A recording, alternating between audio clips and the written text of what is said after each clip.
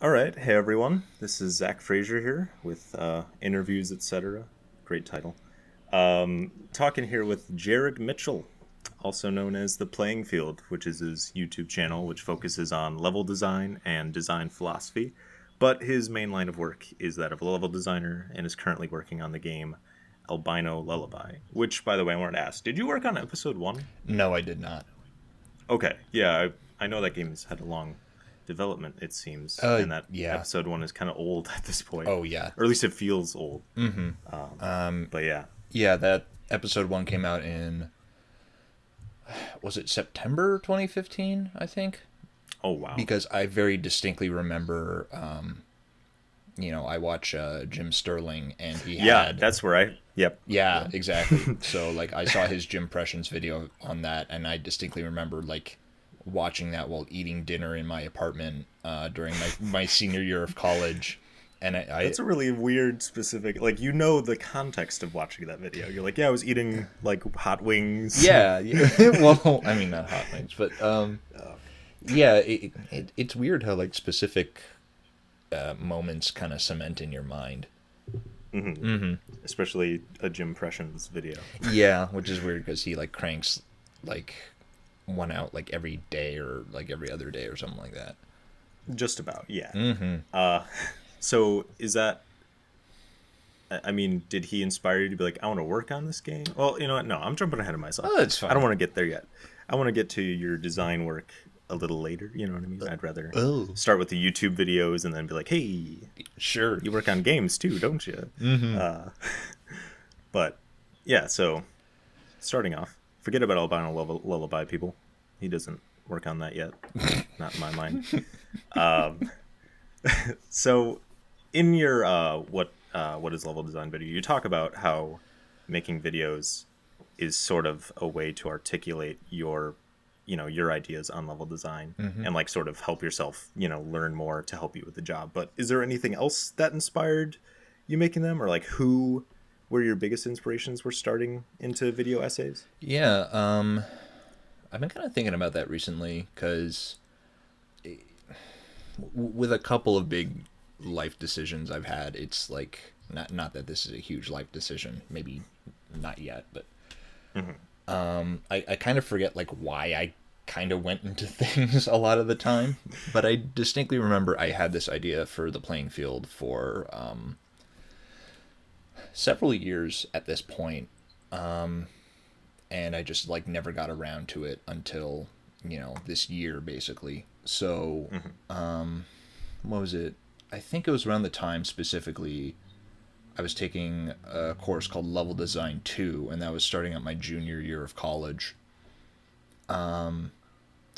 And we were basically doing a lot of assignments where we basically like looked at. So yeah, we were looking at basically Half-Life 2 and using it as sort of a thing to dissect when it came to aspects of level design. So like one of our first assignments was to like do a walkthrough of a level and sort of look at like what the level's teaching you, paying attention to pacing and things like that. And then we do something else later on where it was like the same assignment except we were supposed to pay attention to like narrative and Yeah.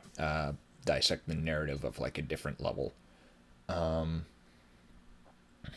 So yeah, that kind of got me inspired, especially because I started that's when I really started picking up on sort of having that designer sense of like you start realizing what the level is communicating in terms of like showing you how to play and the rules of the game without you if you're playing it really passively you don't tend to like realize that sort of stuff. And so I was starting to pick up on that, and I felt like at that time there weren't a lot of people who were, or anyone that I could find really, who was talking about that sort of stuff. But I remember specifically at that time as well, like Errant Signal was a guy I think I just found as well, and I got like really inspired by. He had some very interesting reads, and he could really dig into the thematic stuff regarding some games. Yeah. Yeah. Yeah, he's definitely one of my favorites. Mm-hmm. Yeah. Which is kind of interesting because I mean, I didn't necessarily You obviously follow a lot of people. You followed me, which was weird. Nah, it didn't. But uh, I pegged you more as like the sort of straight design sort of people. So like I feel like there's sort of subgenres of video game essayists, and you've got like your game maker's toolkit and your turbo buttons and your Nova Canoes, who are very interested in sort of almost just design by itself. We're like almost independent of like what it adds to the meaning of something. Yeah. So I kind of thought, like, watching your videos, you get that sense, mostly because when you just talk about one level, it's hard to be like, extrapolate that to what does the whole game mean or whatever, and that's not necessarily what you're trying to do. But that's what I thought you were mostly going for, or at least what you would be mostly interested in. Sorry. Yeah. I mean, that is definitely a focus, but it is kind of interesting because I do think I briefly talk about narrative in the what is level design video, and where was I going with that? Like narrative is definitely a big consideration in terms of your level design, because you have to, like if someone says the idea, like the major beats of a level are like, okay, the player goes to this location and they have to do this at this thing, and there's like these certain types of enemies around this location, then you have to consider all of that. And then there's like getting into like environmental storytelling and things like that, which I don't think I really talked about at all, because I'm pretty terrible at it. But How are you? I mean, it's just like look around and see what's there, and I guess the environmental storytelling is sort of up to the player. I guess. I mean, you have to lay the seeds out as the designer, but yeah, definitely. But it's more of like trying to figure out. Oh, it's so weird. It's like my last sort of portfolio piece I did last summer was we'll extend it into the fall, but it was a level for this thing called the Dark Mod, which is basically like a fan game recreation of the Thief games, but it's built in the Doom 3 engine. So yeah, it's really neat. So I kept noticing and realizing with like my previous levels that like my environmental storytelling and my decoration and sort of things like that weren't really up to snuff. Okay. And so basically one of the big parts of that was like I wanted to focus on making a good stealth level and figuring out what that entails, but I also want to specifically focus on making my levels not look like a bunch of rectangular prisms that you walk around the inside of, Right. and looking very like sterile and Yeah. not quite lived in. Yeah. Like a fucking Metal Gear Solid VR mission or something. Yeah, well, yeah, I don't have any VR, so I don't know. But yeah, so what really helped me in that was like kind of coming up with a backstory for the mission of like, you're going into this building because there's this like rich guy who bought it, and it used to be a church, but he converted it into a mansion, and he's like very pious, and like he got all his money through like shipping and shipment and things like that. And so once you kind of have that and you start thinking about like the types of rooms that you have, like what they are in the fiction, so like if it's a kitchen or a dining room or a library or something like that, you start sitting down and you start thinking like, okay, well, what would you expect like a shipping merchant to have in this room? Right. And so it's interesting because I felt like I was uncovering a story that was already there, as hippy dippy as that sounds. Yeah. But it really helped to sort of have that like clothesline there that I could just drape things over.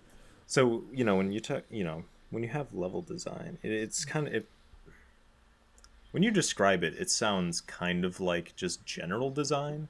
Like there's so much that goes into making a level. It just feels like that's the entirety of what makes a game. You've got, the literal layout, you've got the story, you've got scripting, you've got what else? What other aspects are there? Considerations of the mechanics and the systems and stuff, and it's like, what does level design not encompass? I mean, like literal assets, obviously, but Oh, definitely. Well, that is kind of weird because, geez, I'm sorry, I keep like jumping around. oh, it's fine. Okay, so it's very weird because like when I started my degree in Champlain, I don't think I ever wanted to admit it, but like I had zero idea what a game designer actually did. I just felt that I wanted to do that, even though I didn't know what it was. So, and I was warned about this by like some people who had already gone to college. They say, like freshman year is just so easy and it's like a joke and it's cakewalk. Don't think that it's going to be this easy for the whole time. And then for there's just like a couple of intro to design courses or like general like history of game development things that they started us out with, which were like, they were easy. They required like almost zero effort. And then going into sophomore year, that's when they say like the sophomore wall hits. So that time I was taking like principles of game design with a professor who he was kind of new at the time, but he was kind of like, it was weird. You have to like detune your like industry expectations when you're becoming a game professor, apparently, because like he was very stringent and pretty much a hard ass kind of, or at least that's As in, he was just kind of very, I don't even know if he really was all that difficult or if we were just kind of like trying to rev up and get out of that sort of like basically like be less lazy to be honest. okay, But he definitely had no problem like calling you out on your bullshit and things like that instead of so there's that, and simultaneously I was taking like an advanced programming course and an intro to 3D art course on top of like two other general ed classes, and that's just so time consuming. And so I kept up with it because I kept reminding myself of like we're paying money to have me here. of course, Yeah. But it was really weird and alarming to be like, I think Champlain takes like 40 or 50 game design major students a year in, and we ended up graduating with like 21. Oh wow. Yeah, and most of them dropped during that semester or failed or switched majors.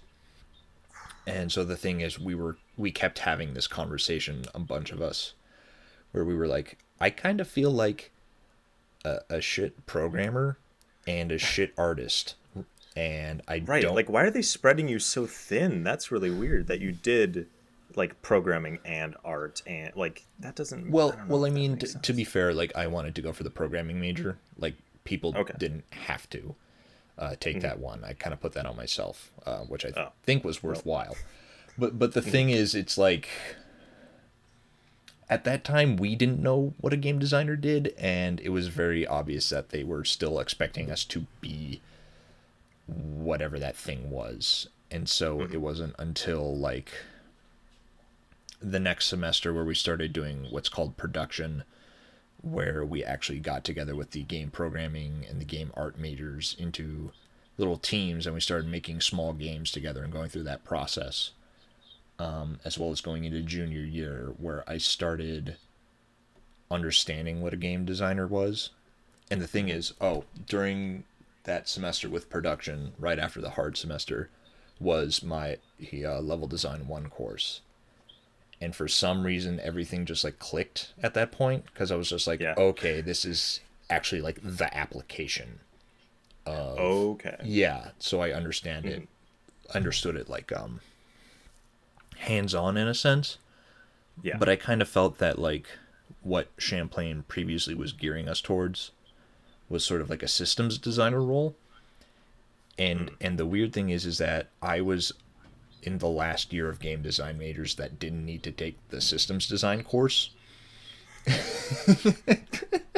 Oh. Yeah, but I ended up taking it my last semester, and I was like, oh, this actually makes sense, and I think this is really cool, actually. But, you know, when you don't have that workable definition of, like, what you do, what makes you distinct from a programmer, or what makes you distinct from an artist, it's very weird.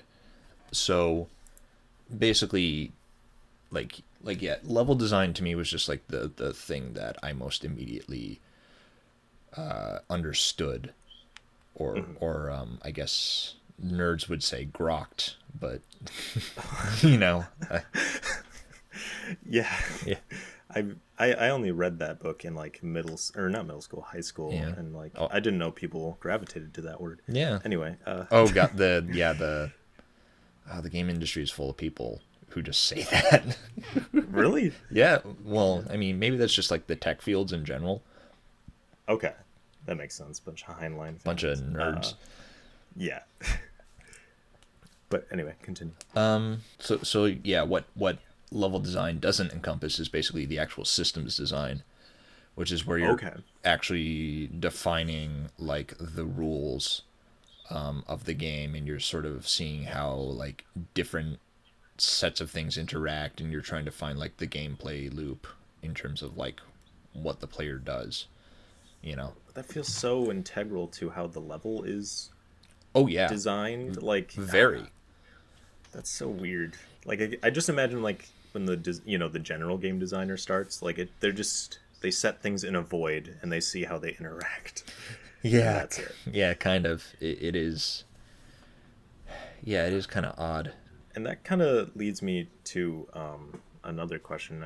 So, in your level designs video, you break down mechanics and systems, which was desperately needed. Like that's a like You're damn right. I'm watching shit now, and I'm like, fuck, this is all wrong, guys. That's not a mechanic. That's a system. So Yeah. you've ruined me. I'm now even more pedantic than I thought I was. Right. And but yeah, it was definitely just it's nice to have someone break that shit down because you say it for so long, but you never really get it. Yeah. And I always I knew I was ignorant, but I was like, whatever, we're all using it, fuck it. But so I've got some questions generally about that sort of dichotomy. And Yeah. so a mechanic is something that the player can do. Yes. That's a general sense. So is that like completely divorced from like the game world? So like you brought up Half-Life 2 in the video, and the mechanic is shooting. Is killing something a system?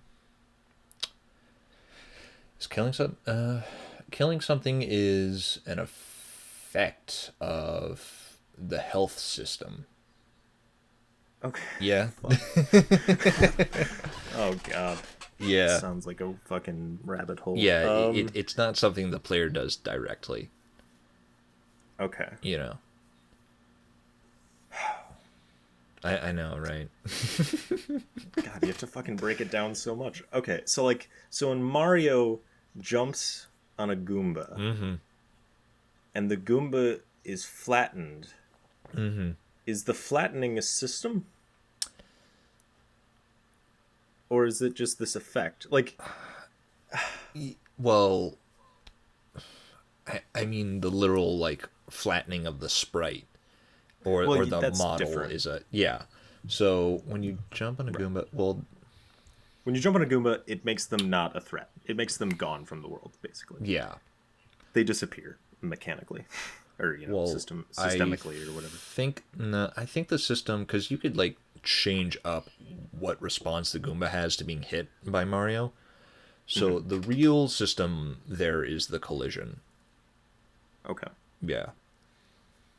So Mario's hitbox Yeah. collides with the Goomba's hitbox. Goomba's hitbox, yeah.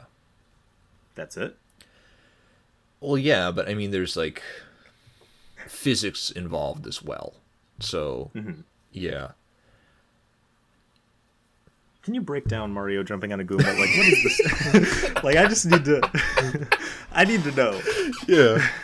The mechanics there are jumps And moving side And to that's- side. and moving side to side. So, like, the physics have nothing to do with you, necessarily. Since you don't control that. Yeah, the physics just operate independently of you. Okay. Yeah. But that's not a system, necessarily. That's just physics. That's just... Yeah, the physics is a system. It's... Goddamn. Yeah, Okay. yeah, no, I'm sorry. I know with the initial definition of system I had, I basically said that, like, there's an input and then some rules determine what that means and it gives an output. But then I also followed up with the chessboard example where it's like, there's no input or output with the way a chessboard forms, or like the way a chessboard determines where you can move. So yeah, that's an example of a system that doesn't really have input or output. And I would argue that physics is the same. Okay. Yeah.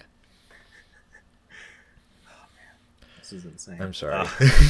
No, it's... I mean, it's fine. It's, like, it's interesting to poke at what exactly systems are, because, you know, you hear people talk about it. You know, you hear people talk about, like, immersive sims and, like, their systems driven. You It's like, mean what is me? Like, mostly me. well, yeah, but even like when Aaron Signal talked about Deus Ex, and, Yeah, like, all yeah. the, you know, 0451. I mean, right, yeah, the whole month or summer, you know, like, so it's like, what does that exactly mean? So it's like, it's interesting to break that down and to have someone who knows exactly what that is because they make it. Well, actually, I don't know. Do you, with Albino Lullaby, are you making systems? I assume. No, I'm just doing levels. Just okay. Well, I mean, yeah. there's some, and I got to be very careful about what I can and can't say, of course. But Oh, sorry. yeah, no, that's fine. There is some stuff in terms of like, well, it was kind of weird because like I was asked to do some stuff with AI as well, but Okay. what's So it? AI is a system. Yes. Okay. Yeah, yeah. Like, I don't know if like system is like its own thing independently of like AI or something. Like, I don't know. What do you mean? Like, Like, I don't know if AI is a system itself or AI is a thing and then on top of it it works as a system in certain contexts. no, it's a system. I know that. Yeah, it's a system. Oh, Yeah. okay. Yeah. Because yeah. Oh, dude, I have, well, what's it? My last year at college, I actually took AI programming, which I thought was really cool, and I wish I could have put more time into. Mhm. But yeah, we actually did like, well, the way I did it is that when we were doing like state machines, I actually like, similar to what Lamhoot does, I actually like wrote out like a UML diagram and sort of paid attention to like what connections go where. And so yeah, that's definitely a big part of defining a system. Okay. So I gotta keep going a little bit. Does the saw blades in Super Meat Boy, that's a system? Or They're depending on the saw Hard to blade, form? they're one or two systems. The collision again Yeah. is part of that, but also the like if they're moving, the movement is a system as well. Okay. Oh man, you're expanding my mind. This makes so much more sense. Like the oh shit. I gotta make a meme. I gotta make that meme of like the interstellar brain or whatever. Yeah. And like have like just like oh yeah, Super Meat Boy's saw blade mechanic is the first one. And then just the last one's like everything is a system. No, the last one is Breath of the Wild is 7 out of 10. Breath of the Yeah. Too many systems. Yes. Too many fucking systems. Alright. Now I'm grasping it more. Okay. Maybe you want to make an addendum to your video, honestly. Like, because you talk about it like systems as just being obstacles, And that Yeah. seems like, I mean, that's what they are, but it doesn't necessarily tell us what are the, like, what specifically are the obstacles, or like what counts as an obstacle. So like an AI, I wouldn't think of that as obstacle necessarily. I would think of like the fact that it hurts me or whatever as an obstacle. Like, this is the, you know, simplistic way of viewing it. Yeah, and I guess there are certain systems that aren't obstacles either, because you could like make a like a particle system or something like that, and that's just a visual effect that doesn't really have any Oh fuck. yeah. Yeah. That counts. What? Yeah, well, mean, I no, don't know. I don't. Well, I don't think that's necessarily affecting the gameplay or anything. Right. I right, mean, yeah, like, no one's like gonna it be certainly emphasizes certain things and gives the player like feedback, but it doesn't really affect the rules of gameplay. Yeah. Okay. So yeah, we want to So make that distinction. yeah, that might be worthwhile. And even when I was editing that thing, I hit that point in like the video editor, listening to myself give that definition, and I was like, I don't know about this. But then but my big trip up was actually like in Mario when you jump over a block or something like that, or like jump on to a higher ledge. And I was just like, well, the blocks aren't a system. But then I was like, well, gravity is, so the physics Okay. are. So I was like, oh, okay, that makes sense. Is hitting the, I mean, because the blocks will react to collision, so that's, I mean, I guess the collision is the system. You're getting it. Okay. Haha, I'm smarter. I'm smarter than everyone. We need to spread the gospel. Yes, Okay. honestly. And it's, I mean, well, that video has how many views? 388. Oh, my own, you mean? Yeah, yeah. Yeah, yours. Yeah, not his. What? God. No, he's probably got like 1 billion. No, you deserve way more fucking views. Jesus Christ. Well, I mean, thank you for thinking that. I don't know if I think that, but No. Jesus Christ. That video is like, there are seminal videos, you know, and that's one of them, honestly. oh, well, thanks. I mean, I'm sorry that was your first, so like you have only to go down from here. Yeah. But Thanks for the vote of confidence. you're welcome, dude. I mean, you might be able to get back there, you know. Yeah, maybe. Yeah. Well, yeah. Well, it is interesting because there's like the System Shock 2 video just hit like 1,300, and I'm Yeah. like, wow. Right. Yeah. So it's very interesting to see that giant discrepancy between the Oh, videos. yeah. Yeah. It's like, I mean, it makes sense. System Shock 2 is a popular game. People Yeah. like hour-long fucking videos. Uh, Which I wanted to say, by the way, I was not expecting the comedy in your video, and it was good. oh, the Very tasteful. oh the Just the new one. Thanks. yeah. Just, you know, the sprinkling of jokes in there. I wasn't expecting that. Oh, well, nice. Yeah. And it's just, you know, when you have an hour-long video, you know, you watch like a Matthew Matosis, and you kind of dozing, you know, you kind of Yeah, a little. There are, I don't know, even in like Noah Gervais's videos. I mean, Yeah. like he does make some very interesting points at times, but you know, it's kind of hard to pay attention the whole time. I know. And so- it's so depressing. I want him to edit. Like, he basically doesn't edit, essentially. Like, I'm sure he's cut out more like stutters at this point, but fucking cut it down, man. Yeah, I don't know. And like, don't do it all in one fucking take. Holy shit. Well, yeah. So, well, that's kind of weird because like he keeps saying that something like he does like paragraph long takes, and Yeah. if they're like especially atrocious, he'll just like stop and restart. And basically, if he manages to get to the end of the paragraph, he just uses that, which is what the strategy I've been doing. But even still, like I feel like I need to redo them more. So that like I don't have this weird stuttering or like choking on my own words in the video. Yeah.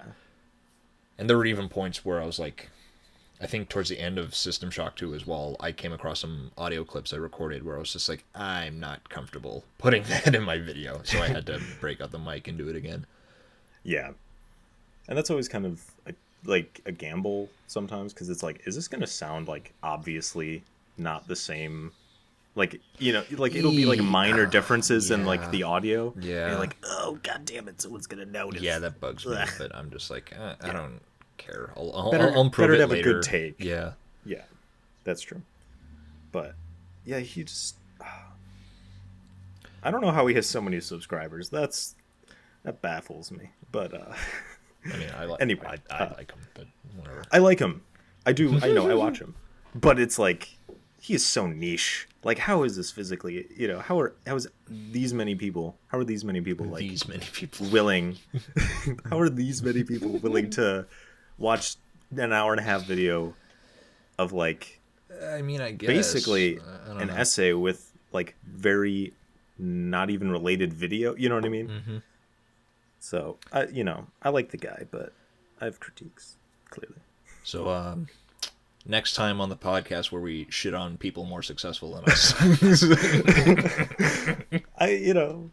Yeah, that's fair. Yeah. Come on, I got 82 subscribers, baby. Hey. I'm moving up in the world. Yeah. Yeah, but anyway, yeah, you're too small. Everyone needs to watch you. I don't know why they aren't. Well, I appreciate They're all it. assholes. Telling Everyone else your is- 82 subscribers, who Yeah.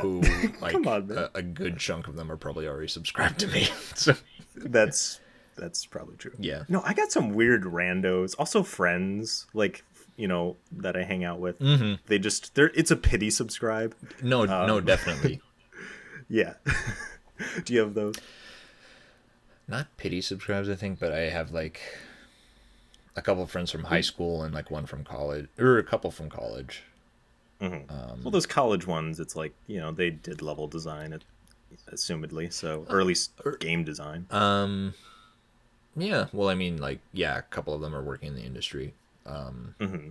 Yeah, I had a nice long conversation with a friend of mine who's a programmer at Ubisoft Montreal right now. Oh, wow. Yeah, and so he's subbed. Yeah. But that's fucking rad. Yeah. I mean, that makes sense. Like, they'll care about what you're saying. I've got, like, my aunt. I don't know why she subscribed to me. That's very Like, because my cousin, her son, does, like, YouTube videos. So I guess she's like, oh, he did them too. I'll see. It's like, Oh, is that she doesn't the fucking care. what was it, Tabasco sauce boss? Yes. Yeah. Yeah.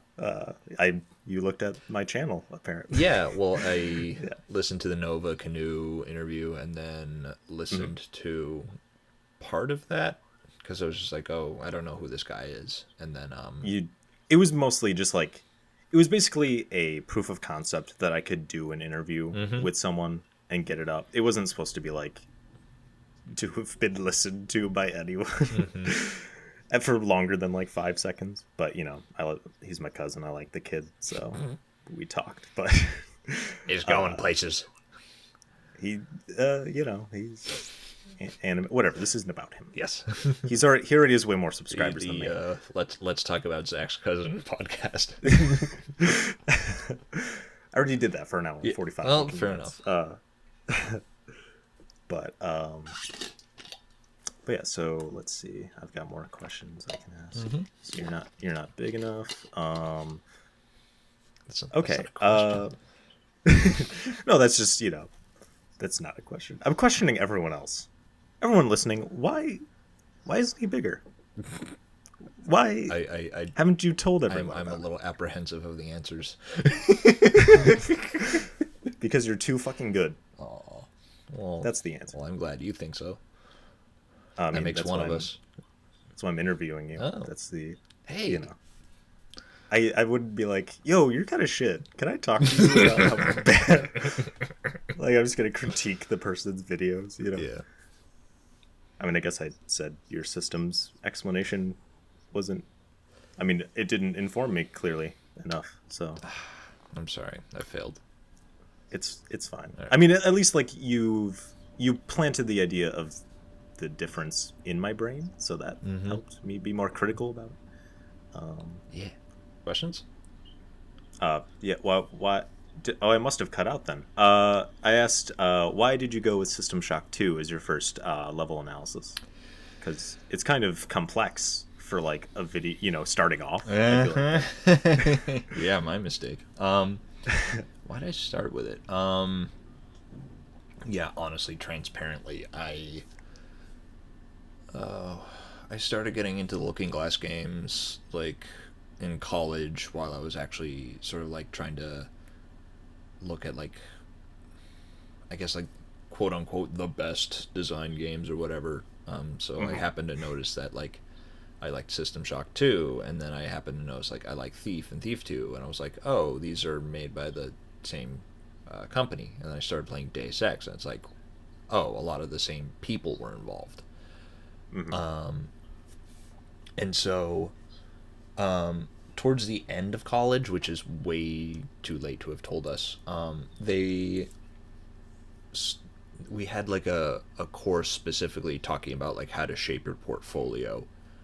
And one of the things that they hit us with later than they should have, honestly, was that when it comes to design, like knowing your sub discipline, like levels or systems or UI or whatever, Mm-hmm.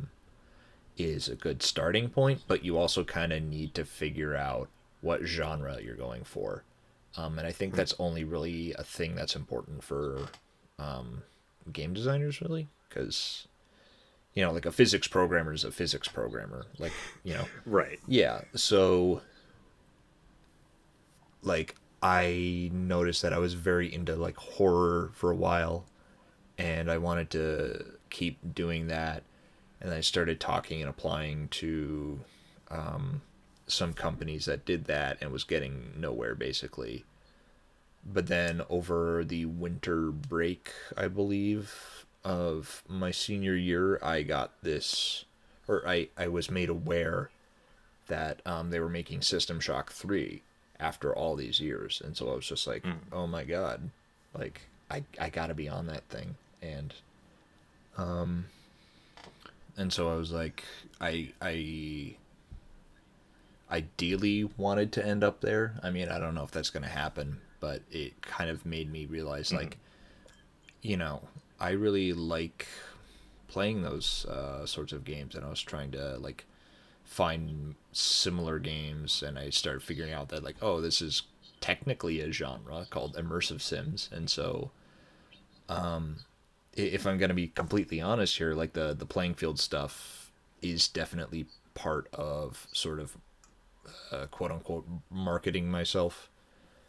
So like if I felt like if I got like the immersive sims done like front and center, that'd be a very good indicator to be like, well, I mean, it would also help me like pick apart and understand these games, so that theoretically, if I got a job interview or something and they asked me design questions about these games, like hopefully I'd be able to give a good answer. Yeah. So yeah. So that's it. Yeah, pretty much. And you like the game, obviously, but okay. Yeah. Are you? I mean, I don't know if you're in the middle of another script. I assume you're kind of busy with work, but Oh yeah. what is your next game, if I may ask, if you're willing to tell? Yeah, I don't know. I've been playing Koi on Twitter, and I don't know why I do that. So, yeah, well, I told the Discord last night. I'm doing. Wait, you have a Discord? Well, not my own.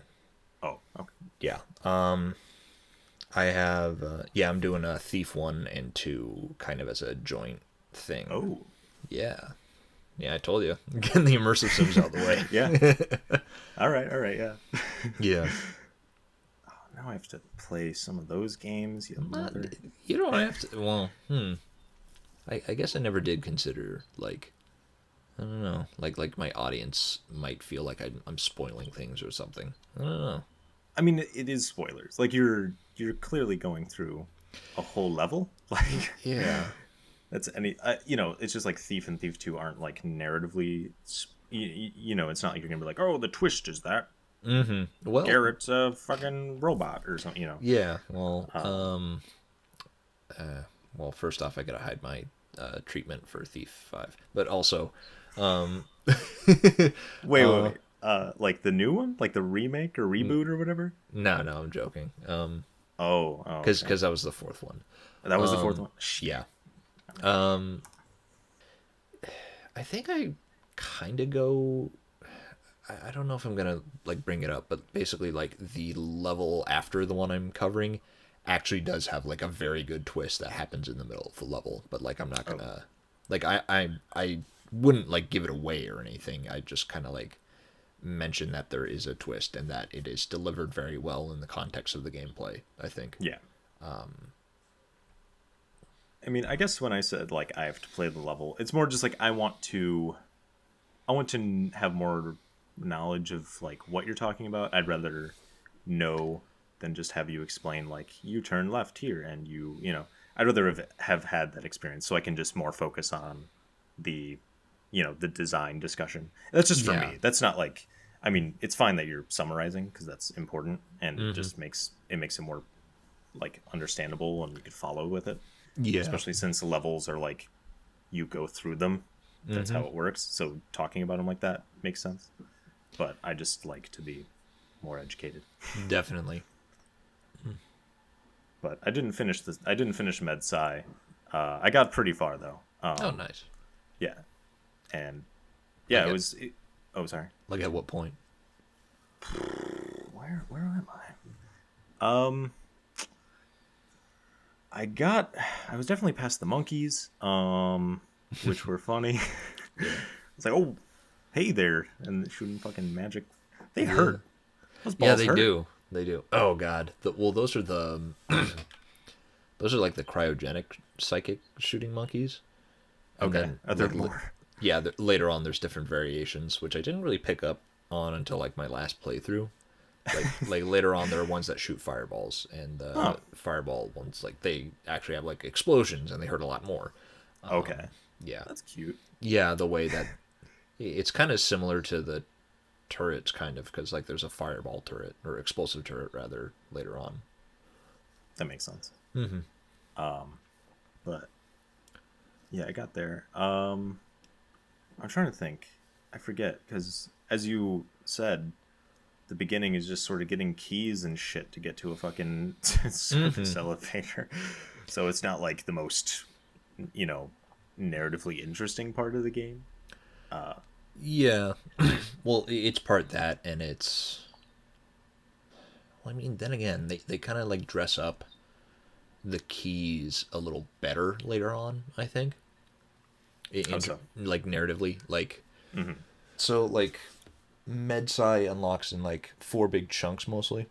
And in Hydro, that's what's it? Once you power up the elevator, you take it to deck 3, Hydro, and then Polito is like, hey, there's like a giant organic mass blocking the elevator shaft, so you're gonna have to do something about it. And so basically, you have to go around getting these vials of something called Toxin A. And there's like 4 specific places in the level that you need to put these toxins into. And so unlocking sections of Hydro via that, it keeps the pattern up, but there's also like a better narrative justification, I feel like. Right. Yeah, it's not just just key card to a place like Yeah. another gray hallway. It's like, oh, there's a meatball in the way. Yeah, pretty That's memorable. Yeah, and that's like where you. Yeah, and that's exactly where you start encountering some more of the many. Which is like there's like these egg pods, which are basically ripped off from Alien, and then Of course. yeah, and then those have like the little annelid worms that come out and try and bite you. I'll have to play more. I've never played the game. I've never actually played an immersive sim in general, which is sad. But, Really? Yeah. Well, just- I mean, I feel like that's true for a lot of people. I think I know, that's but I'm not a lot of people. I talk about games on the internet. I got to be smarter than that. That's fine. I made a video on Skate 2. Who does that? Well, did Hamish have a video on Skate 2? Just Tony Hawk Pro Skater 3. And Oh, he right. mentions Skate, but like, you know, nothing more than that. No one's inspected them, and I get it. No, They're not I like think Errant Signal had a video on them as well. on Tony Hawk. On Tony Hawk, Or- fair enough. Did he? Well, I think he briefly mentioned it. That's all he did. Whatever fucking does. Aw. poor Skate. But I know he was bringing up the point of like it's supposed to look like you know, the skateboard films that like people make. So that's why you have like the camera low to the ground and the fisheye lens and the things like that. Because when I watched your video on that, I was like, oh, I feel like I this point seems familiar, you know? Okay. Yeah, I like cited his video. I mean, I didn't like say like Aaron Signal said this, but like I put it in the description, so I'm like I'm covering my ass in case you know. And it's just I like that video, so I know I probably took like ideas from it. So it's just like here's where, you know, I get my ideas, and I feel like that's important. More people should do that. You do it, which is nice. With just with who game makers, and then there was one other person that you name dropped. Oh yeah. Oh, in terms of videos? Yeah, you were like in mid video, you're like blank said something, but I cannot forget. remember right now. I'm gonna feel shitty. it's not important. Eh. They ain't listening, probably, unless they are, and they resent you completely now. In which case, I understand. Like, Though it is nice that I feel like a lot of, like, you know, the video essays community has gravitated towards you. Like, your comment section is full of mostly people who make videos, yeah. which is Well, it's interesting because the weird thing is like, I made the Playing Field Twitter, and then just started following like other people that I knew, like mostly Hamish and like Mark Brown and Aaron Signal, and then like Hamish tweeted out when Lamhoot did that video on random number generation in Pokemon Stadium. Yeah, which was a good one, and I watched it, and I commented back, and I'm just like, this is really impressive, because I talked about like my programming experience and things like that, and so I talked about like, you know, this guy is talking about like C versus C++, structs versus classes. He mentioned design patterns. I'm like sold on this guy. Yeah. And then Lamhoot commented back, or like tweeted back at me. And then he started watching my videos, and he shared it on this Discord server that he invited me to. And so like a bunch of people from there, like I hang out there as well, and a bunch of people who were on that server like started looking at my stuff as well. okay. So that yeah. makes sense. So like, what's it? MML? I forget. Yep. his- Matt Lucas. Matt Lucas, and Matty boy. that sort of that group. Mm-hmm. Okay. Well, that's good. I'm proud of you. Like Thanks, buddy. You're welcome. I'm gonna pat you on the head Woo. and to shovel your hair. Yeah, and like Shintai found me somehow. He's not on our server, but he found me Shintai? somehow. Yeah, like Shintai reviews, Let me see. Let me. which is also weird because like with the System Shock 2 video, he left me a comment saying like, "Hey, I really like it, but your comedy's overbearing," and so like he's like the one guy I've been keeping in mind. Oh God. Yeah, yeah. When I'm writing further jokes, I'm just like, yeah, I could be overbearing, I think. I mean, they're not like long. You know, it's not like a weird cutaway. I don't know if you watched the Nostalgia Critic at all in your life. Yeah, I used to. Yeah, that motherfucker doesn't stop a joke. I can't watch him anymore. It's just like Yeah. 30 minutes of like some crappy gag and shitty costume. It's like, oh man. So I can go with a brief joke that accentuates a point or something. Yeah, like Yeah. but I do agree a couple of them could be overbearing. Like the one Shindai pointed out was the Dukes of Hazzard reference. No, I like that. But it was I thought very it was apparent to funny. me that like I didn't reference the Duke or didn't like point out that it was the Dukes of Hazzard before like leading into it. What? You So, don't like- need to. You don't. But It's not like, everyone guys, knows what the I'm Dukes of about to Hazzard reference is. the man. Duke of Hazzard. It's like, no, that'll ruin it. You did a good thing. I Yeah. like. Well, I like I the mean, Duke it's not like, by the way, I'm about to make a Duke of Hazzard reference and then go into the joke. That'd be stupid. But I mean, it would help. The ignorant masses, but yeah, who. I mean, I've never watched Dukes of Hazzard. I just know that. yes, Bit. same here. Okay. But no, keep that one in. Keep making that joke, just to spite him and everyone else who thinks No, it's too no, overbearing. He has a point.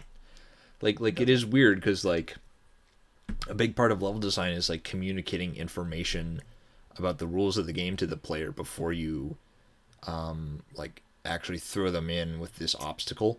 Right. And I did not do that with my joke in this video. Like I should know better. There's no way to do that with a joke. That's not how joke design works. Yes, it does. Like, Honestly, like, how do you set up that? How do you set up that for the pun? well, that specific case, I don't know. That's just that needs to be abandoned. But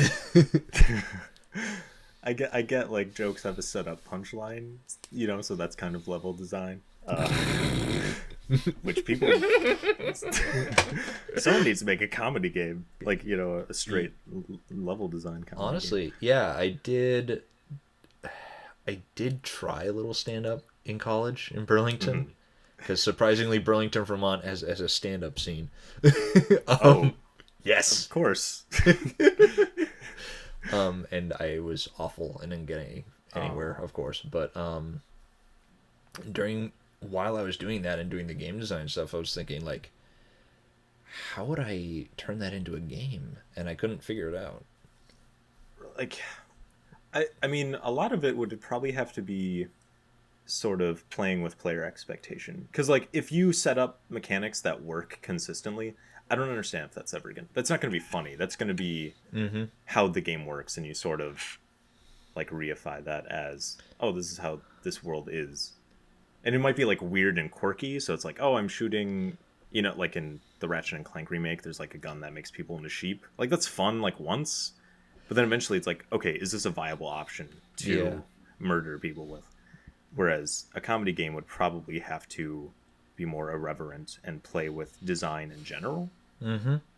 So I don't know if you could make like a classically well-designed game that is funny in its design.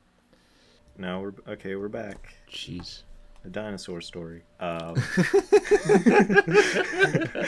Thank you for getting that. Well played. But did you hear what I said? Did you hear all the... You ended up at saying like, I don't know if you can make a classically designed comedy game. Okay, yeah. That's where I Yeah. left off. Okay. But yeah, but I mean, like, most specifically, I was thinking sort of designing a game that simulates the act of doing stand-up. Oh, well, yeah, that's a game right now on Steam for like $5. You stand up and Yeah, they Talk they in the had mic. that. Yeah, they had that one on like Xbox 360 or something. oh, did they? Yeah, except yeah, maybe it's like a port because I know like Donkey just did a video on it. Yeah. But yeah, but I mean that's kind of tough because it's like literally asking people to do stand-up instead of like abstractly. Pressing the right code, to Yeah. make the people laugh. Yeah. Yeah. I mean, it's probably mostly just a forum for hate speech and racial slurs. But It'll end up there. yeah, you saw the donkey video, I Yeah. assume that wasn't a great place to be. I don't recall too many. Yeah, there wasn't like people saying the N-word or anything, but it wasn't. People weren't actually trying to be stand-up comedians. It seemed. I don't know. Well, I Okay, mean, you maybe do they're have just to. so bad that they didn't realize they were trying. That's fair. Yeah, I mean, you also have to know that Donkey's selectively editing these things for a very specific purpose. that So, is also true. yeah. Fair, fair. But even like if you looked at the Steam reviews, people were saying the community was just awful. So Yeah, I don't doubt that. yeah, I'd try it, but even just to like listen to what people are saying, just to see how bad it really. But yeah, that'd be interesting to try and make. I mean, even a single player comedy game, like unless it just devolves into basically the sword fight in Secret of Monkey Island, which would probably get boring after it's the entire like game loop of a game. Or maybe maybe you could make it like the American Idol video games, where it's just a rhythm game, and you just say the right jokes at the right times. Yeah, I don't know. That get really boring, man. Oh, they would. I just don't know if there's any way to translate it. Yeah, that's the thing. It's just like I listened to enough like I think the Nerdist podcast a few years ago, where like Chris Hardwick was talking about like getting a specific sense that he was developing in terms of like managing the crowd, where he could sort of like basically perform his act as like muscle memory almost, and then like he could like kind of keep an eye on the crowd and see who the problem spots are, and like try to improv things. And That's- I actually saw weird. Doug Stanhope in Burlington once, and there was like a weird drunk woman who was up front and heckling, and basically he started talking to her, and he's like throughout, because like she had been going for a while, and he started talking basically saying like, I'm on autopilot right now trying to think of something snarky to say back to you, and not just like call you names, you know. Yeah. So yeah. Yeah. So how would That- you even? Yeah, how I don't would you know, Emulate that. I don't know. Video games are an imperfect medium. They cannot encompass all of human existence. You know, I can't do games cannot simulate me going on Letterman and doing 5 minutes and getting my own sitcom. Like, what the hell? It can approximate it, but so much so that it's not the same experience at all. Yeah. Getting your own sitcom. They should make some games should be like based on a sitcom, or like be inspired by one. That'd be interesting. Oh god, that'd be weird. Like it uses those camera angles and shit, and like Has no one done like a point and click that does that? I not contemporarily, if Oh, that's really? a word. I mean, I'm not an adventure game connoisseur. Not neither am I really. But like, I mean, I want to be, but I want to play everything basically. But yeah, so let's awkwardly segue to another question. bring it. So recently, if you, I feel like you've been paying attention to the general gaming conversations. The idea of difficulty has been, Oh boy. has brought up. I want to know, like, what your perspective is as someone who designs levels. Like, if you just want to riff on that a little bit. Yeah. So, what's it? I know Rami Ismail just wrote a thing that I haven't read yet, where he tries to argue that like difficulty, at least the way we think about it, doesn't exist. Which I'm sure is going to be an interesting read, and I gotta. Yeah, send me that. Yeah. So, well, let me get through this first. So, specifically talking about level design and difficulty, like I brought up the idea of like talking about needing to design your game or your level around a specific difficulty and a difficulty curve. That's something you obviously actively need to consider at points. And the thing is, if you're you know, obviously this thing was very centered around Cuphead, and I believe Laura Kate's article on it, but I haven't read that either. I'm just so ill-read. Like I'm Yeah, I don't read any articles. Yeah, yeah. I should get more on Game Sutra and stuff. Well, yeah, Gama Sutra I'm Oh, more on to, but like Kotaku I just generally avoid. Well, I mean, like most places anyway. yeah. So yeah, specifically it was centered around Cuphead, and the thing is, I think the designers behind Cuphead, like they very specifically did want a difficult game. And so like when I said in my video defining level design, it's like, you know, making hard things doesn't make you a good designer. Making things that Appropriately. the appropriate difficulty does make Yeah. you a good designer. But the thing is, they had this goal the whole time of like, I think, of like, we want to make a game that's pretty damn hard. And I'm like, okay, if you want to do that, that's fine. But I think the thing is that, you know, A, not every game has to be difficult. And B, I think one of the big things that we keep forgetting about when we go into game design, it's very self-serving. Like, most of us want to work on the games that we would find appealing as players, I think. Right.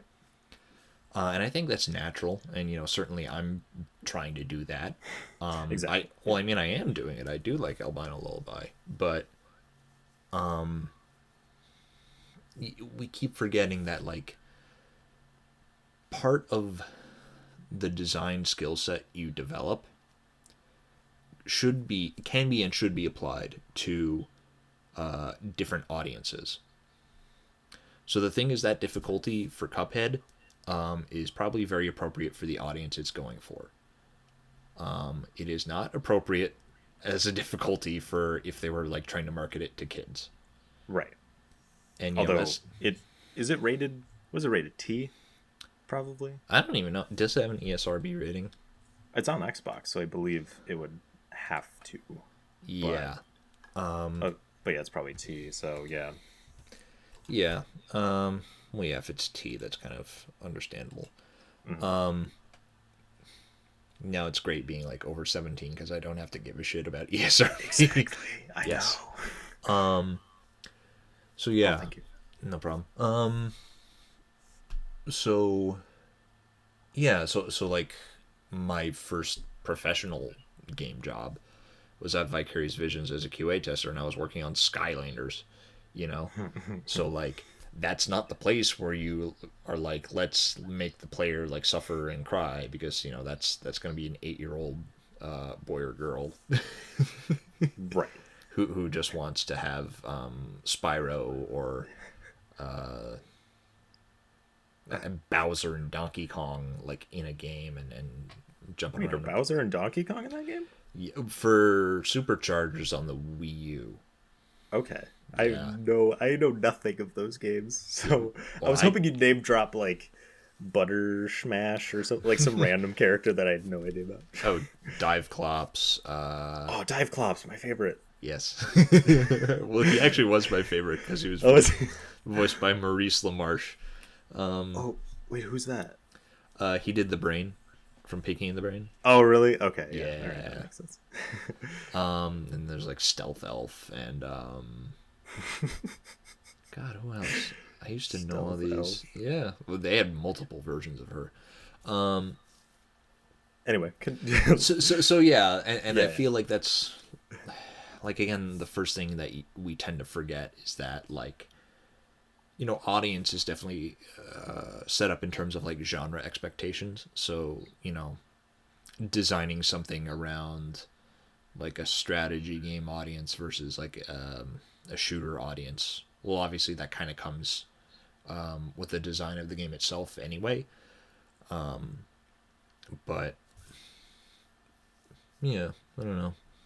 So like there is an argument to be had about like, I don't even know what people were talking about in terms of like difficulty, like It's like- what question they were trying to answer.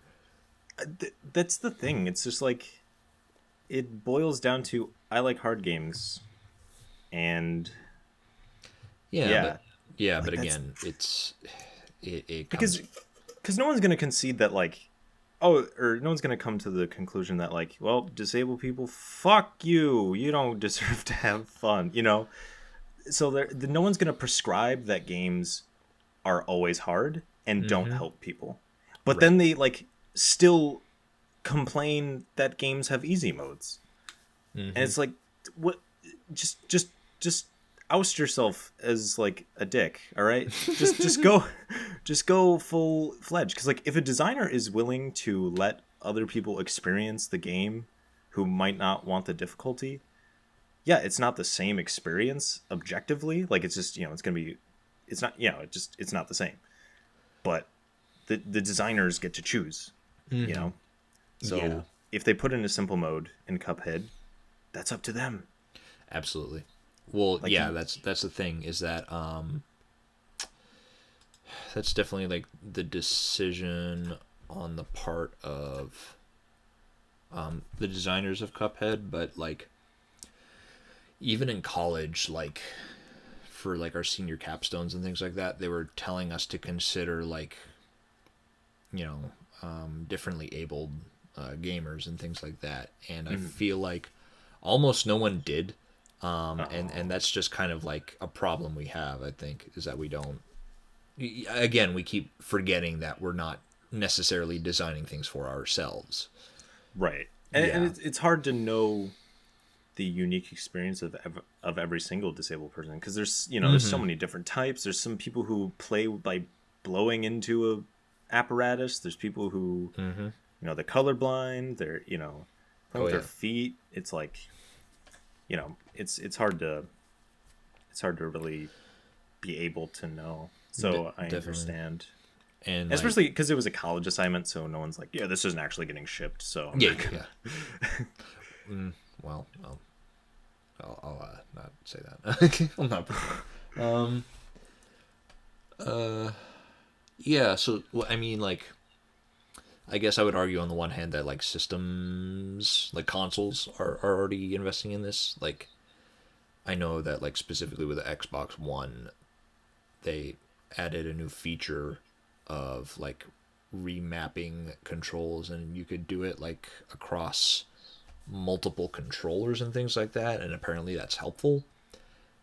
And then there was like some feature that got added to the Switch recently, apparently, that I only know about because the Podquisition brought it up and then got called out for making fun of it because they thought it was like a random thing, but it turns out it was like an inverted color mode for color blindness. Okay. So I would argue, I Wait, guess, they thought it was just like something arbitrary yes. to. why would why would you assume that, I don't know, man. Well, Jim?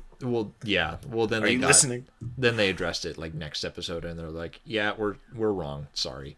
Okay, that's good. Yeah. Yeah, yeah. But yeah, so like I would say like the features that are added into systems are definitely helping, but the thing is that like obviously that means that like Nintendo and Microsoft see you know accommodating these audiences is definitely a good idea, Yeah. and I guess makes some level of business sense. So like why a game designer wouldn't, I don't know. Right. I mean, but the thing is, I guess you don't necessarily have to. Well, no. Uh, I mean, it's you're gonna look kind of bad probably in terms of PR, but I mean, even just difficulty in general, you don't you don't have to cater to everyone, because it's you're allowed to do whatever you want. It's just our medium is so weird Oh that god. like, so like movies, everyone can watch a movie if they have eyesight and hearing. um I mean, I guess you could need subtitles, but Yeah, that's not like the full subtitles. experience. Whereas games, it's like you'd have to physically be able to put it's like work almost. You know, it is work in a sense. You have to be able to work this job in order to get Yeah. the reward from it. Well, again, Yeah, it I also mean, it also depends on like the type of game. So I'm thinking like games with real time control, like a platformer or a shooter. That's more difficult to accommodate a disabled person. right. Yeah. Whereas if it's like XCOM or Civilization, where it's like turn based, like that's probably way easier. Oh yeah. So yeah. So I guess in terms of that, we also have to consider like what kind of experience are we going for, and can that experience accommodate differently abled people? Right. I guess my thing is, I don't know. I just stop bitching, people. Yeah, Just play the game. yeah, Like that it's hard, yeah. and ignore whatever. Like, if someone needs to make it easier on themselves, like, it didn't stop you from having a hard time. You know. Yeah. But I think that, like, something that I've thought about is like, so there's obviously intended difficulty. Mm-hmm. So, you know, settings, like difficulty settings and just sort of the general design and like what the game wants you to do and rewards you for. But then, like, you know, you play, I don't know, I guess you could play any game really and make it really hard. So, like, you play Skyrim and you die and you restart the game. Mm-hmm. That's not an intended way of playing, but that's like a difficulty setting that you create. So, and that's not an intended way to play the game, but is it a valid way to play the game? And like, that's something I would pose to someone like that, is like non-intended difficulty. Yeah. Oh, yeah. That's a good point. Like Nuzlocke challenges in Pokemon. Right. Mm-hmm. Yeah. So like if someone does modifiers to make the game more difficult, Yeah. is that Is it- also oh, kind of you going should- against? You're Yeah. making it too hard. That's not the right way to play. It's like, no one's gonna fucking say that. Yeah. No one says that. But if a Yeah. game's too easy, if the game like allows you for it to be easier, which is weird because that clearly the designers saw that as a valid way of playing the game. They fucking put it in. Yeah, it's just that's a valid intended way of playing. Clearly, if someone put in like the extra easy mode or, you know, the Uncharted story mode or Cuphead simple mode. Yeah. But people won't get pissed off at, or people will get pissed off at that, but not when you create your own challenge. So Like, clearly well, there's a double standard. I also know that like I heard about and I think this is really cool, the like history mode in the new Assassin's Creed game. Oh yeah. Yeah, where it just like disables AI and you get to just run around and like have like little info things pop up talking about Egypt. Right. Oh, that's Nah. pretty fucking cool. Yeah, I mean, that's I think definitely, that's neat. Yeah. I think that's sort of I mean, I don't think that's ever going to come up in the difficulty conversation, even though, Probably. because Probably not. I mean, I guess at that point it's kind of not a game. Like, it's just sort of I mean, I'm not going to go there. But it's definitely like so distinct as to just be like a walking tour of Egypt, and it's replacing the, you know, like a clunky ass like codex thing, you know, like Uncharted or Assassin's Creed 2 had like you go in the menu and you read about all these places. Like, that sucks. Yeah. But, you know, with that, it's like, oh, I can actually just, the information will be in the world like a museum or something, which would be nice. But yeah, I don't think anyone's gonna even.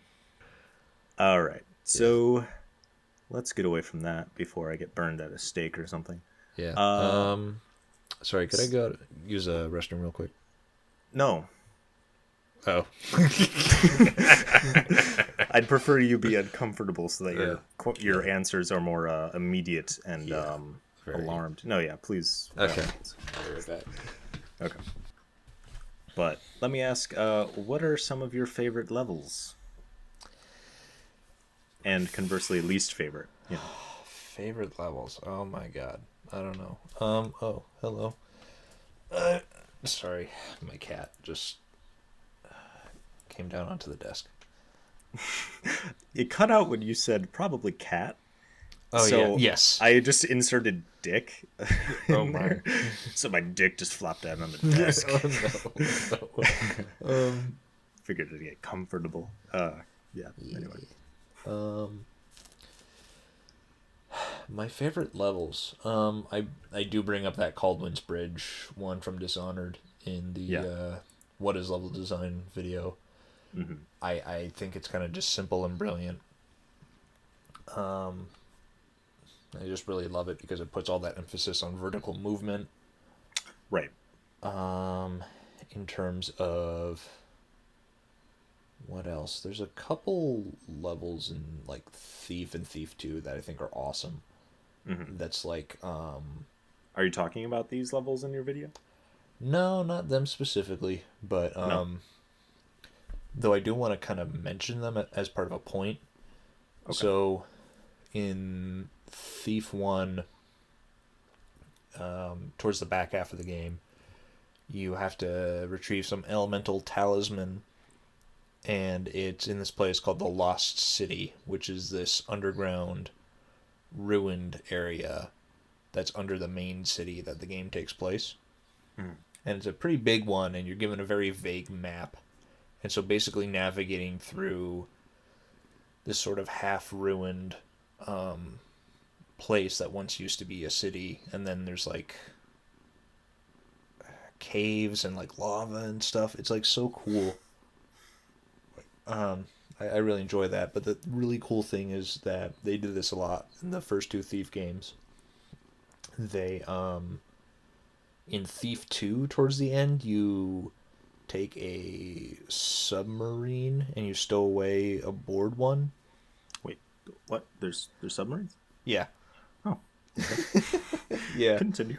Um you stow away aboard that and then you get out to where it's going, and then as it ends up, like some people have taken over the lost city as like a base of operations, and so basically it's like the same sort of layout, but like they've cleaned stuff out and there's like no like wild creatures running around, and like the lava's drained and things like that. Oh, so from Thief 1 to Thief 2 it changes? Yeah, Oh, that's fucking smart. they they do that a lot. So like Did they do that a lot? Okay. yeah, so one of the more famous levels in Thief is Constantine's mansion. And like there was actually a really good video essay by this guy, but it seems to be like his only one, where he talks about like the first Thief versus the Thief reboot, and he brings up Constantine's mansion a lot because it looks normal from the outside, like just some like rich dude's estate, Hmm. and then you start slowly moving into it and you start seeing like weirder placements of things. Like there's a door on the second floor hallway, but like the floor is cut out from there, so it's just kind of like on this ledge. It like opens onto nothing. Hmm. You start moving further, and there's this room with like a door between the first and second floors that's just like built into the ceiling.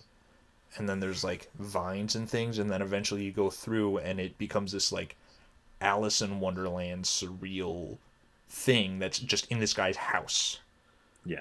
which is really cool. And no, I don't know if this gives it away, but towards the end you revisit it, except you're trying to make your way out, and there are also similar changes. Okay. And then there's a pair of levels where you go into this convent of what are called the Hammers. They're the religious order that like builds all these mechanical things, and basically they're responsible for that submarine. So you have to like infiltrate that, and then like some attack happens, and you come back to that same convent to try to get their help. But then like the place is like ruined and decimated, and there's like all these dead bodies and broken furniture.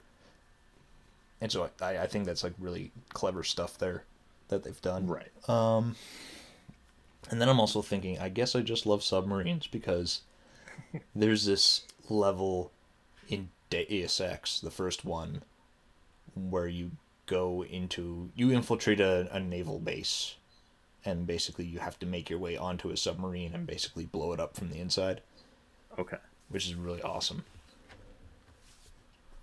Is that connected to the Area 51 level, or is that different? No, they're different. Okay. Okay, yeah. I remember I watched Aaron Signal's video on Deus Ex, and he was talking about some of that stuff. But yeah. So those you'd say are your favorite levels, the submarine and the convent, and Yeah, there's like so many of them. Or I mean, like I guess it's not like something I considered actively while playing games, and now I'm like trying to think back over all these things. I'm just like, oh, what are the ones that really stuck with me? yeah, it's kind and especially when as you point out, the definition of level is kind of ambiguous too, or at least not as clear cut as we'd like to imagine it. Although, So like, oh sorry. yeah, I guess also on that point, like one of the Colossi in Shadow of the Colossus was pretty dope as well. Which one?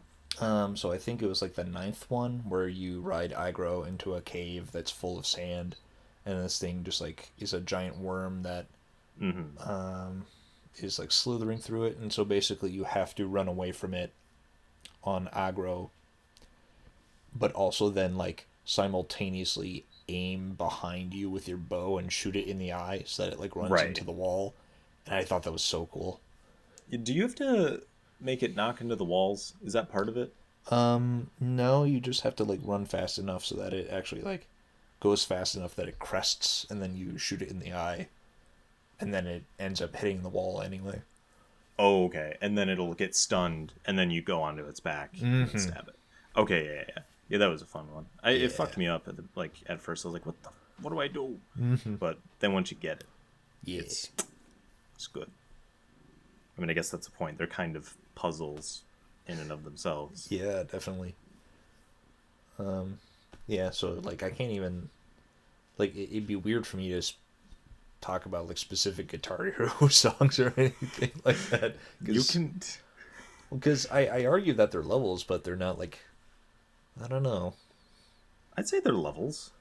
Like, well, I argue that they are, but the thing is, like, I don't know if it's appropriate to bring them up. I'm like, I'm willing I think to it's let like you. way more tied to the song, you know?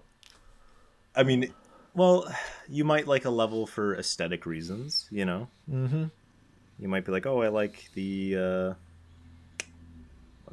I don't know. What's a pretty looking game? I like the snow level in Journey because snow was nice, you know? So you could be like, I like Through the Fire and Flames because I think it's a good song, which you're not going to say, but, you know. Well, yeah, I can't say because I can't complete the damn thing. Or, there you go, okay. Not even on easy? Well, I mean, yeah, but I mean, like, who talks about, like, easy difficulty when talking Guitar Hero? Come on. Come on, man. I suck. Well, I played media, but I still couldn't beat that song. So. Oh, really? Yeah. Yeah, I'm sad. I'm sorry. Oh, yeah. There is a specific. There are a couple of ones from like the Ratchet and Clank PS3 games. Okay. So there was the one from Tools of Destruction where it was that planet with the combat arena, but basically there's a short level leading up to that. Mm-hmm. And it's got a very cool like atmosphere because it's just like kind of a rainy city that's kind of like on a bunch of platforms in a body of water or something like that. So yeah, I'm not sure if you're familiar with that one. It just had a very nice mood. I know nothing of the later Ratchet and Clank games. Oh man, they're really solid. Are they? Yeah. I mean, I've only played the remake because I got it for free. Someone like mailed it to me on this Facebook group for free, and I was like, "Fuck it, I'll just play it." I got a PS4. I have like 3 games for it. I might as well add another. And it was fine. It was pretty. It's a well animated game. That's all I need to say. So yeah, I've not played any of the PS3 ones, but those look nice too. I might pick one up. See which one? Tools of Destruction. Yeah. And then there was a Crack in Time, which I honestly think was just a more solid game. But the only thing I can really remember from that one is it's not even a real level. It's like the museum at the end that you unlock by doing everything. And it's a planet that's basically a recreation of the Insomniac offices. Oh, really? Yeah, but it's like really cool because it's Hmm. like they didn't like literally texture it like their offices. It's sort of like a stark white sort of thing that you're flying around. So it's like it only has like models and stuff. It doesn't have any. Hmm? Does it only have like the level geometry and stuff like that looks like the office? Yeah, mostly there are things here and there to find. Like there's like one or two enemies lying around, Oh, okay. but I think that's mostly to show off like modeling and animation and yeah. Right, yeah. I feel like what's his name? The Gaming Brit. I think he made a video on Ratchet and Clank and he showed that, I think. I could be wrong. Or maybe there was one in an earlier game. Not in Crack in Time. Yeah, maybe. I don't know. But yeah. But so do you have any least favorite levels? Sort of thinking on that. I don't know. I don't think I have like issues with particular levels as opposed to particular just games in general. Hmm. Actually, some of the Alien Isolation ones were really bad. Alien Isolation? Yeah, I want to talk about that next. Actually, After the Thief? Are you gonna do a negative critique of a level? I think I could, but specifically, yeah, because I feel like very divided over Alien Isolation because like the parts of it that work are fantastic, but like the parts that don't, I just absolutely I tear my hair out. What don't I mean, I don't want you to like spoil, the video, but like what are parts that you don't think stand up? Yeah, generally speaking, it's a very basic rule of thumb, I think. But generally, I felt like the parts where the alien is actually there and running around are fantastic, and the parts where it's gone are just like so horrendously boring. Honestly, So and like not that like it's hiding and you don't see it, but like there is no threat of the alien? yeah, Okay. that kind of gets into the fiction as well. So I don't want to. Yeah, but the thing Yeah. is, yeah, the intro to that almost like made me give up the whole game because it was so awful. Dude, yeah, I was like, my friend's like, yo, let's play this scary game, let's boot it up. And I'm like, okay. And I'm like 20 minutes in, and it's still like just reading logs and shit. I'm like, you guys don't really want to watch this. Like, this is a serious, like, you know, long game with like story that it wants you to like it wants the world to sort of grow on you and stuff. It's not going to get Yeah, scary for a while. yeah, but specifically there was like this AI character called Axel, I think, who escorts you through part of the beginning. And he's basically the guy who's like telling the tutorial at you, and he's just not done very well. And I remember having specific issues of like I had to get like almost like right up next to him in the vent when we were crawling in there together, but then like it felt like I had to get closer than I thought should have been okay. So I would like kind of like have some space right behind him, but then he would just like stop, Okay. which Yeah. was annoying. So once he was gone, I was like, "Oh, this is great." And then once the alien actually gets introduced, things pick up real quick. And there's just a couple ways like they teach aspects of stealth in that game that are just not well done. But later on, the alien comes, and then the alien is like taken out of the game. So there's a level in like the mall section of that space station where it's just you and a bunch of like androids, Right, and right. it was so just tedious and frustrating it's tedious and frustrating fighting them as well, but like I think it's when the aliens around, you have that tension of like I can't let this thing see me, and then Yeah. so it becomes kind of okay. That's I got to dig into the systems a little more, and actually like figure out why it's not working for me. But I think that's what it is. So basically, when you just have a level that's just a bunch of them and no like threat, or like, Right. I mean they No are a like, threat, almost- but it's like you can still like kill these things. There's no pressure really on Yeah. you to get away from Yeah, them. There's no timer almost. I just say the alien is kind of that. Like, In a way. I mean, obviously it won't kill you immediately if after a certain point. Like, it has to see you and stuff. But like, there is that sort of time management element where it's like, fuck, he's about to come in the room. I Yes. need to do Yes, X definitely. quickly, or Yeah, and there was So- also and there was also a specific door that in that level that does not look like you should be able to interact with it, but it's the one that you need to activate. It's awful. That's the worst shit when they don't communicate that this item is interactable. Like, I was playing Mirror's Edge. That game is a problem with buttons on doors and shit. Definitely. Yeah. So I can imagine. Yeah, so there's that. Even though I love like the majority of that game. And then I was a big fan of like Sly 2 and Sly 3, and they have fantastic overworlds. Yeah. Because you most of the time, that would be a good example.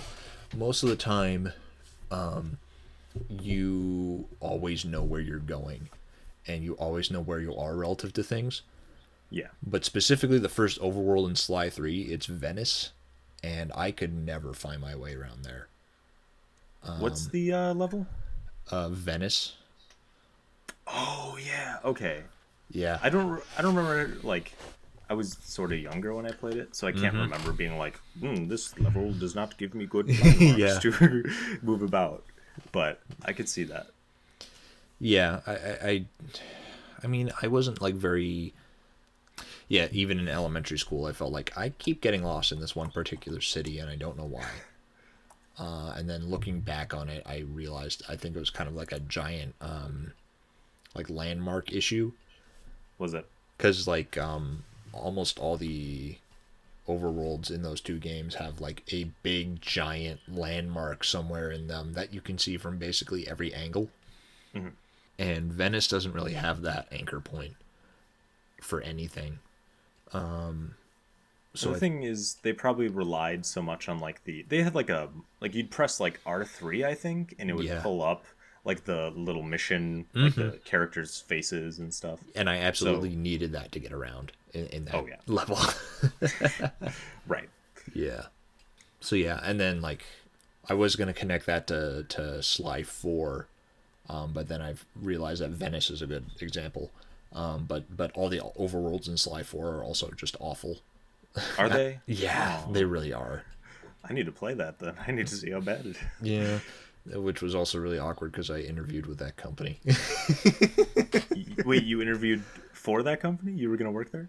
I mean, that's a weird phrasing of the question. It was like Or they were checking me out to see if I was good enough. Yeah, yeah. I mean, not that you had the job, just like you wanted to. Yeah, It's a possibility. I applied for some like scripting position. It was specifically for UI. Yeah. That sounds fun. And then they just stopped answering my calls. Oh. That happened quite a lot actually. So I mean, at least you're working now. yeah, So definitely. It worked out. Yeah, how did you get the position? Hey, there we go. For Albino. Yeah, we're back. We're back. Yay! We started in Medias Res, and we... Full circle. Yeah. Rosebud.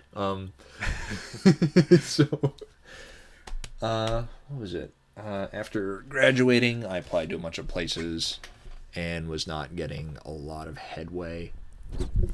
Oh, no, Kitty, don't. She nuzzled the microphone. yeah, I wasn't making a lot of headway, and so basically I had that fear of like my portfolio isn't up to snuff, and my like my work isn't really like targeted, and like my work feels like you get this self doubt about like your own projects and things like that. Mm-hmm. So basically, that's when I worked on that dark mod level because I was just like, well, I want to make a new level, a better level, hopefully work on some of my weaknesses and talk about that. And then, yeah, and that's like a basically Thief gameplay. So that kind of points me more towards that immersive sim sort of sphere that I want to be in. So I did that. And again, for a while, that took me until like November, I think. It was like July to November to work on that thing. And I, then the holidays came up, and I typically go to see my older sister for New Year's, because she lives in Boston, and I just kind of like spend a week or so with her for that. Mm-hmm. And so basically, last time I did that, she and her then fiance talked about like if you wanted to like move down here because there's probably like more game companies in Boston than in New Hampshire, which is true, but it's still not a lot. If you like wanted to do that, like we could like help you out and try to see if we could get you a place and like a minimum wage job or something there to just move down here. Mm-hmm. Which is a very nice offer for them that I didn't pan out, but but because of that, I went on to like gamedevmap.net or something like that, and I just like started looking for Boston companies. Yeah. And then one of them was Ape Law, and I was like, oh, that sounds familiar. And then I looked at their site, and they were like, we made Albino Lullaby, and I was like, oh my god, I know that thing. Flashback. Yeah. Eating, watching that Jim Pressions video. Yeah, exactly, and inviting my Turkish roommate in, so to see it. So yeah, they had like no openings listed at all, but one of the things they tell us about, they told us in our portfolio class and like getting hired, is that even cold emails like might lead somewhere. So I just sent an email to him being like, hey, I recognize your stuff, and it's just like, I think it's like weird, and I think it's neat, and I would love to work on that. And, if you need any help, just let me know. And then I sent the email and realized I forgot to attach my resume, so I sent a follow-up email with my resume. I thought I had like completely shot my chances there. But then like that was in January, and then in the middle of the night, one night in March, I just got an email from like Justin Pappas, and during that time between January and March, I found out that he got hired as a level designer at Other Side Entertainment, which I bring up in System Shock 2 because he's working on Underworld Ascendant. Oh, okay. Yeah, and the other branch of them in Austin is doing System Shock 3, so I'm just like, oh my god, this is amazing. So he sent me an email, and he was like, sure, we can do that, and it'll be for like, we can't pay you now, but like you'll get like 5% when we ship the thing eventually. And so it was pretty soon after that we just had a job interview, quote unquote, on Skype. Okay. But mostly it was just me nerding out about like the differences between the first two Thief games and the third Thief game, and talking about that dark mod level actually. Yeah. And yeah, it was like the most casual, comfortable thing I've ever or interview I've ever had. Right. And I just ended up getting it through that. So yeah. So he was at Ape Law and then left? No. So the thing is, and this is a big reason why things are taking so long. Ape Law is his side thing. Okay. And it's the side thing for most people except me, because I'm an unemployed loser. But So it's just like So- a bunch of you over the internet, sort of like Yeah. passing along stuff and then putting it together like that. Okay. Yeah, when we That can makes do sense. that between our day jobs. Yeah. So like when Justin founded it, I think he was at Crystal Dynamics at the time, and then he did a thing at Sony for a while, I think. Like he got hired to finish up Here They Lie, that horror game that was a launch title for the PSVR. I don't know that one. Yeah. I talked with him about it, and he came on to the project late to just finish it up, and basically he was saying like he wasn't very happy with it, which, I understand, because apparently, I just remember because like Jim Sterling gave that like a 2 out of 10 just because it made him like so motion sick. Oh. Yeah. I mean, VR's new. It's like I understand how hard it is to get the kinks up, probably, when you have no, you're the first people doing it. You're the pioneers. Yeah, and I have no. I mean, I don't have a VR. Anything. I mean, I don't even really have a current generation console right now. So. Oh God. Yeah. What PC are you running? The one I got from my high school graduation. Holy shit. Yes. No wonder you only talk about System Shock 2 and old Thief. games. Yeah. That's all you can run. Yeah. Oh my God. Though Alien All right. Isolation is surprisingly good. Oh, that's weird. Yeah, they know what they're doing. So yeah, he's done like various things jumping around, and then he ended up at Other Side, I think, in December. And it's really interesting because like I kept being like a naive weirdo and trying to sneak my resume to them for whatever. It's like, hey, I'm just starting out at like a level side. I could do that. But now I just got wind that they have like a junior QA position. So I've applied for that, and I don't know, I might end up there as well. Just not as a designer. So Yeah. I mean it's where I want to be. Yeah. Yeah. Can you work up from that Ideally. easily? Like, how easy is it to go from QA to a design position? It really depends, I think. Like, Obviously, since you have the qualifications, that makes it better. there's that, but it's also like when I was studying abroad in Montreal, they organized a thing where they got like alumni from our college to come in and talk about their experiences working in the Montreal area. And I think I asked them about like QA and the possibility of working up from there. And this one guy who I think seems like really pithy and snarky, he was just like, no, you can't do that. It's like next to impossible. And that kind of implanted it in my head that like it was like that's like a thing you like really need to avoid or something. But the more I look at it, like he was working at Gameloft, and by all accounts, from what I've heard, Gameloft is a terrible company to work for. What have they made? Just a lot of ports and things like that. It's mostly mobile stuff currently. Oh, okay. But I remember specifically they did like a port to the iOS of like a Rayman game. Oh. Yeah. But yeah, so they're not like the best place to work at, apparently. Yeah. So I think that's more indicative of it. I was kind of asking around about that when I was QA at Vicarious Visions.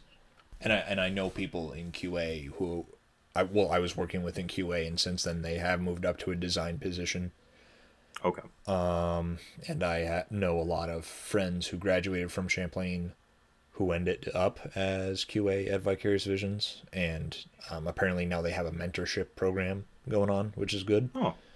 Which is really nice. Yeah. Here's the cat. Sorry. So yeah, I honestly think it just depends on the place, mostly. Right. And and I mean, so- it's better to at least have your name there. Like, you're a person that exists in their, in their heads to be like, oh, Yeah. well, he wants to. Let's see what the kid can do. Yeah, and specifically, when I was at Vicarious Visions, I found like this like lecture series Warren Spector did at it's like the University of Texas. Did you reference that in your System Shock 2 video? I referenced his GDC talk Okay. as well as that stream Q&A that other side did. But yeah, I found his lecture series there, and he was like bringing in other people, and they kept talking about like, you know, QA is this thing where you get to go in and bug test and get experience in the editor because like people will want you to go and fix things yourselves or something like that. And I was like, I would love it if I could do that at Vicarious Visions, or if I had been doing that at Vicarious Visions. I'm surprised they would let you. Yeah. I mean, depends on the place, but like, I didn't think you'd be able to go in and like edit it yourself. Yeah, and so specifically he kept talking to like people who he had worked with at like Origin and Ion Storm and Looking Glass as well.